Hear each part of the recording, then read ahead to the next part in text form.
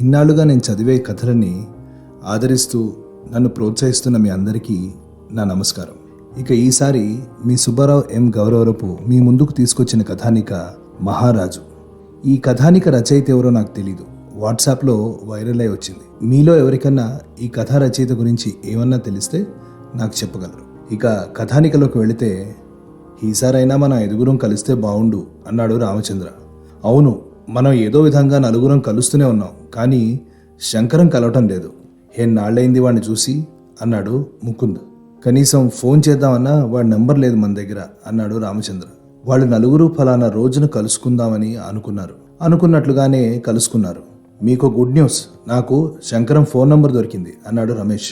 అందరూ సరదా పడ్డారు. వాడికి ఫోన్ చేసావా అని అడిగాడు శరత్. చేశాను. ఎలా ఉన్నాడు వాడు? వాళ్ళ ఊళ్ళోనే గుళ్ళో పూజారిగా ఉన్నా అన్నాడు అని చెప్పాడు రమేష్. మనం ఇక్కడికి వచ్చామని చెప్పి వాడిని రమ్మనలేకపోయావా అన్నాడు శరత్. రమ్మన్నాను, నాకెలా కుదురుతుందిరా, కష్టం అన్నాడు అని చెప్పాడు రమేష్.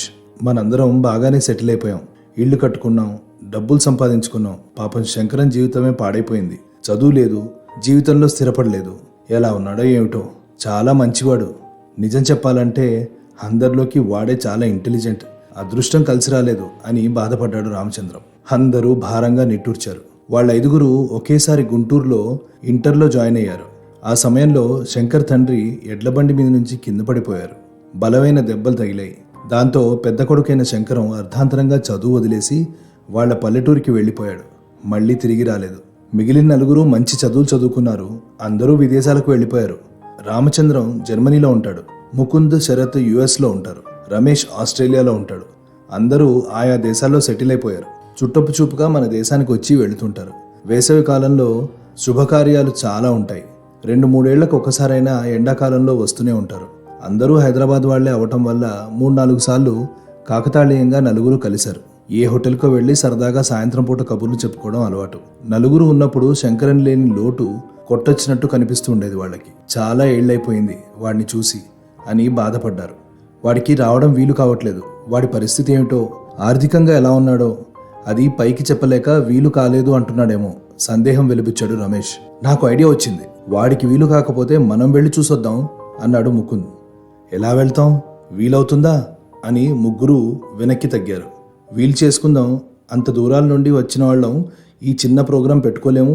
ఎంత, ఇవాళ రాత్రి బయలుదేరితే ఎల్లుండి పొద్దునకే వచ్చేయచ్చు. ఎన్నాళ్ళైంది వాడిని చూసి అన్నాడు ముకుంద్. ముందు కాస్త వెనకాడినా వెళ్ళాలని అనిపించింది వాళ్ళకు కూడా. వాడు ఉన్నాడో లేదో కనుక్కుని అప్పుడు ప్లాన్ చేద్దాం అన్నాడు రామచంద్ర. ఇప్పుడే ఫోన్ చేస్తాను అన్నాడు రమేష్. వెంటనే శంకరానికి ఫోన్ చేశాడు. వద్దాం అనుకుంటున్నాం అనగానే శంకరం ఆనందం అంతా ఇంత కాదు. రెండ్రా, ఎన్నాళ్ళైందో కలుసుకుని అన్నాడు సంబరపడిపోతూ.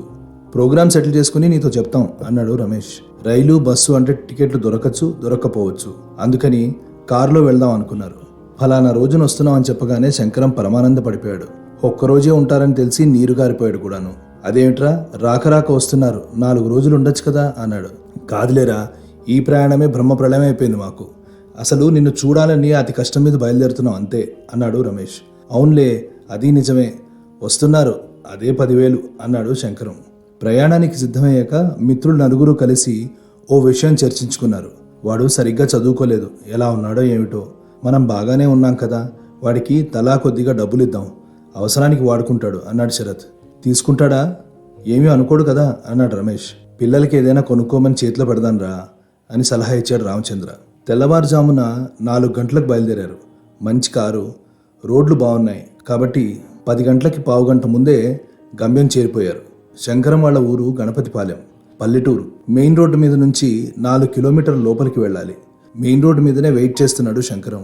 పంచ, పైన చొక్కా, నుదుటి మీద విభూతి పట్టీలు, బొట్టు, నువ్వులు బియ్యం కలిపినట్లు ఉన్న కురచ జుట్టు, చిన్న పిలక, అది అతని అవతారం.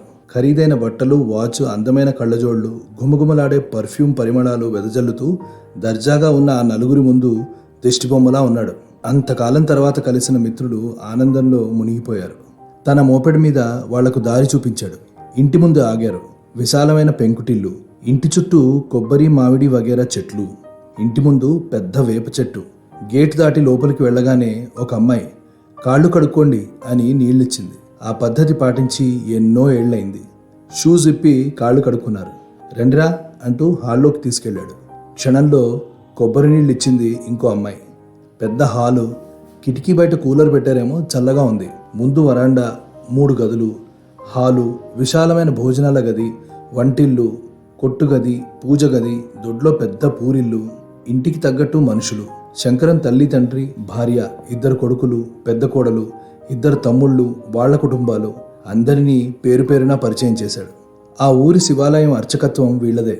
తండ్రికి యాక్సిడెంట్ అవడంతో ఆ బాధ్యత శంకరం తీసుకున్నాడు. ఆయనకు అర్చకత్వం మాత్రమే కాకుండా జ్యోతిష్యంలోనూ ప్రవేశం ఉంది. పెద్ద తమ్ముడు పక్క ఊరి స్కూల్లో టీచరు. అతని భార్య గృహిణి. రెండోవాడు ఆ దగ్గరే ఊళ్ళో గుళ్ళో అర్చకత్వం చేస్తాడు. అతని భార్య పోస్టల్ డిపార్ట్మెంట్లో పనిచేస్తుంది. శంకరం పెద్ద కొడుకు, అతని భార్య పక్క టౌన్లో కంప్యూటర్ సెంటర్ నడుపుతున్నారు. రెండో కొడుకు రైల్వే అసిస్టెంట్ స్టేషన్ మాస్టర్గా పనిచేస్తున్నాడు. వాడి భార్య గృహిణి. తమ్ముళ్ల పిల్లలు ఇంకా చదువుకుంటున్నారు. అందరూ కలిసి ఆ ఇంట్లోనే ఉంటారు. ఇంట్లో ఉన్న వాళ్ళంతా వీళ్ళని ఆప్యాయంగా పలకరించారు. భోజనాల వేళ అయింది. వీళ్ళు కింద కూర్చోలేరు అని బల్ల మీద అరిటాకులు వేసి వడ్డించారు. కోడళ్ళు సాయం చేస్తుంటే శంకరం తల్లి స్వయంగా వడ్డించింది. వంకాయ కూర, కొబ్బరి మామిడి పచ్చడి, పప్పు, కొత్త ఆవకాయ, పూర్ణం బూరెలు, పులిహోర తినేసరికి భుక్తాయాసం వచ్చింది. హాల్లో మంచాలు వేసి పక్కలు వేశారు. కబుర్లు చెప్పుకుంటూ నిద్రపోయారు. లేచేసరికి 4 అయింది. తాటి ముంజులు రెడీగా ఉన్నాయి. సాయంత్రం గుడికి తీసుకెళ్లి అర్చన చేయించాడు శంకరం. తర్వాత ఊరు చూపించాడు. ఊళ్ళో అందరూ శంకరాన్ని ఆదరంగా పలకరిస్తూనే ఉన్నారు. తమ పొలాలు చూపించాడు. అప్పట్లో 4 ఎకరాలు ఉండేవి. ఇప్పుడు ఇంకో 4 ఎకరాలు కొన్నాం అని చెప్పాడు. చౌకలోనే కొన్నాం. రాష్ట్రం విడిపోయాక ఇప్పుడు ఎకరం 40 లక్షలుంది అన్నాడు. ఇవే కాక ఇంకా తాటితోపు, జీడిమామిడి తోట కూడా ఉన్నాయి. అందరూ ఇంటికి చేరారు. ఉద్యోగాలకి, స్కూళ్ళకి బయటికి వెళ్ళిన ఆ ఇంట్లో వాళ్ళందరూ గూటికి చేరారు. అప్పటిదాకా ఉన్న సందడి రెట్టింపైంది. ఆ ఇంటి వాతావరణం చూస్తూ ఉంటే టైం మెషిన్లో ఎక్కడికో వెళ్ళిపోయినట్లు అనిపించింది అందరికీ. ఇంటి యజమాని దర్జాగా ఉన్నాడు. కొడుకులు పెద్దవాళ్లై సంపాదన పరులైనా నాన్నగారు అంటూ అన్నీ ఆయనకి చెప్తూ ఉన్నారు. ఇంటిల్లపాది ఆయన్ని గౌరవిస్తోంది. కోడళ్లకు ఒక మాట చెప్పడానికి అత్తగారు అగ్గగ్గలా అడ్డం లేదు. ఉద్యోగాలు చేస్తున్న ఆడవాళ్లు, చెయ్యని ఆడవాళ్లు ఒకే విధమైన గౌరవం పొందుతున్నారు. ఎవరి స్థానం వారిది, ఎవరి విలువ వారిది. ఐకమత్యంగా ఉన్నారు. ఏదైనా తినమని చేతికి ఇవ్వగానే అన్నయ్యకిచ్చారా అని తమ్ముళ్ళు, వాడు తిన్నాడా అని అన్నయ్య ధైర్యంగా భార్యని అడుగుతున్నారు. ఇక పిల్లలు, ఎవరి పిల్లలు ఎవరో కనుక్కోవడం చాలా కష్టం. పెదనాన్న, బాబాయ్ అంటూ చుట్టూ తిరుగుతున్నారు. ఇదంతా కృతకంగా లేదు, సహజంగా ఉంది. ప్రేమ, అనురాగం అనే దారంలో గుచ్చిన ముత్యాల హారంలా ఉంది ఆ కుటుంబం. మా శంకరం పాపం ఇల్లు దాటి ఎక్కడికి వెళ్ళాడు. ఈయన వ్యవహారం ఏం చెప్పమంటారు నాయన? బొత్తిగా పసిపిల్లాడికి మళ్ళీ పెద్ద కొడుకుని ఎక్కడికి వెళ్ళనివ్వరు. నాదేముంది కానీ వాణ్ణి వదిలి ఒక్కరోజు కూడా ఉండలేదు ఈవిడ అన్నాడు ఆయన. అదేం కాదు, నాన్నగారిని, గుళ్ళో దేవుణ్ణి వదిలి నేనుండలేను. 60 ఏళ్ళు దగ్గర పడుతున్నా అమ్మ చేతి భోజనం తింటున్నాను. ఆ అదృష్టం రా అన్నాడు శంకరం. వాళ్ళని చూసి చెప్పలేనంత తృప్తిగా అనిపించింది వాళ్ళందరికీ. రాత్రి చాలాసేపు కబుర్లు చెప్పుకున్నారు మిత్రులు 5గురును. తెల్లవారగానే తిరుగు ప్రయాణం. వీళ్లకు పంచెలు చాపు, భార్యలకు జరీ చీరలు పెట్టారు. వీళ్ళు వెళ్తుంటే కళ్ళనీళ్లు తిరిగే శంకరానికి. నా పరిస్థితి చూశారుగా, గుడిని, అమ్మా నాన్నని వదిలి రావడం కష్టంరా. మీరే వచ్చారు, నాకు పరమానందంగా ఉంది అన్నాడు. ఇంట్లో వాళ్ళంతా గేటు బయటకు వచ్చి ఆదరంగా సాగరంపారు. కారు ఊళ్ళో నుంచి వెళ్లి హైవే ఎక్కింది. 4 మౌనంగా ఉండిపోయారు. శంకరం ఇల్లు, ఆ వాతావరణం వాళ్ళను వెంటాడుతున్నాయి. ఏదో చెప్పలేని ఆవేదన కలుగుతోంది. వాళ్లకు కూడా తల్లిదండ్రులు, అన్నదమ్ములు ఉన్నారు. కాకపోతే ఎవరికి వారే అన్నట్టు ఉన్నారు. ఎప్పుడో 3 ఏళ్లకో 4 ఏళ్లకో ఒకసారి కలుస్తారు. ఒకరి పట్ల ఒకరికి ఆపేక్షలు, ప్రేమలు ఉన్నాయో లేవో. రమేష్ అమ్మా నాన్న 5 స్టార్ వృద్ధాశ్రమంలో ఉంటున్నారు. అక్కడ అన్ని వస్తువులు ఉన్నాయి. రామచంద్ర అమ్మా నాన్న ఇంట్లోనే ఉంటున్నారు. తండ్రికి ఆరోగ్యం అంతగా బాలేదు. పెద్దవాళ్ళు 2 ఉంటారు. ఏమాత్రం తేడా చేసినా ఆవిడే పరుగులు పెట్టాలి పాపం. ముకుంద్ అమ్మా నాన్న బాగానే ఉన్నారు. ఇంకా ప్రయాణం చేయగలిగిన ఓపిక ఉంది. కానీ అతని భార్యకు వాళ్ళంటే పడదు. శరత్ తల్లిదండ్రులు, ఆ ప్రయాణాలు మేం చేయలేం బాబు, మాకు అక్కడ కాలక్షేపం కూడా కాదు. తీరా ఇక్కడికి వచ్చి అడ్డం పడితే ఎవరు చూసుకుంటారు, కష్టం కదా అని చెప్పేశారు. తోడబుట్టిన వాళ్ళు ఎవరికి వారే యమునా తీరే. పిల్లలు కాస్త పెద్దయ్యాక ఇండియా రావడానికి ఆసక్తి కూడా చూపించడం లేదు. అందరినీ చూద్దామని వీరు పోరి తీసుకొచ్చిన వాతావరణం మార్పు వల్ల అనారోగ్యాలు, ఊరి ప్రయాణాలు, మొక్కులు చెల్లించుకోవటాలు ఆ హడావిడితోనే సరిపోతుంది. మళ్ళీ ఎవరి గూటికి వారు చేరటం. వాళ్ళేం కష్టాలు పడటం లేదు. సంపన్న దేశాల్లో నివాసం, ఉన్న చోట మిత్రులున్నారు. అందరూ కలిసిమెలిసి ఉంటారు. కానీ రక్త సంబంధం ఉన్న వాళ్ళందరూ దూరంగానే ఉన్నారు. జేబులో ఉన్నదే రూపాయి, దగ్గర ఉన్నవాడే కొడుకు అనే సామెత చెప్పినట్లు అమ్మా నాన్న దగ్గర ఉండే అదృష్టం మాత్రం లేదు. అది అలవాటైపోయింది. పరిస్థితులతో రాజీపడి సుఖంగానే ఉన్నారు. ఇప్పుడు హఠాత్తుగా ఆ ఊరు వెళ్ళి శంకరాన్ని చూసేసరికి మనసులో ఏదో పోగొట్టుకున్న భావన వాళ్ళందరిలో కలిగింది. ఎంత కోరుకున్నా అటువంటి అవకాశం తమకు లేదు, రాదు కదా అనే నిర్లిప్తత. కాసేపటి తర్వాత నోరు విప్పాడు రామచంద్ర. వాడు తక్కువగా ఉన్నాడేమో అనుకున్నాం. నిజం చెప్పాలంటే మనకంటే సుఖంగా వాడే ఉన్నాడురా అన్నాడు. అవును, సమయానికి వాడి ఫోన్ దొరకటం వల్ల వెళ్ళి రావటం జరిగింది. మంచిదైంది. వాడిని చూశాక తృప్తి కలిగింది అన్నాడు రమేష్. వాడు ఏదో కష్టాలు పడుతున్నాం, సాయం చేద్దాం అనుకున్నాం. వాడికేంరా మహారాజు అనుకున్నారు అందరూ కలిసి. ఇదండి కథ.